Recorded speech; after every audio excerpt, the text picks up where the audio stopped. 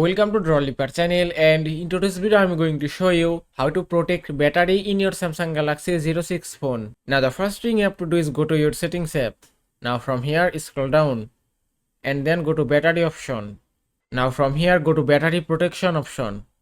Now by tapping here you can enable battery protection and it's enabled successfully. Now you may ask, how does it protect the battery? When your battery goes above 80%, it's very stressful for your battery. And also when your battery goes below 20%, that is also harmful situation for your battery. Now if you want to get a longer battery life, don't charge it above 80% and don't let the charge fall below 20%. So if you enable this option from here, then your phone will stop charging at 80%, which will protect your battery, and that way you can get a longer battery life. Also here you can see three options of battery protection: basic, adaptive and maximum, and you can choose any option as you want. And that is how you can protect battery in your Samsung Galaxy A06 phone. I hope this video was helpful. If it was, please give it a thumbs up and don't forget to subscribe.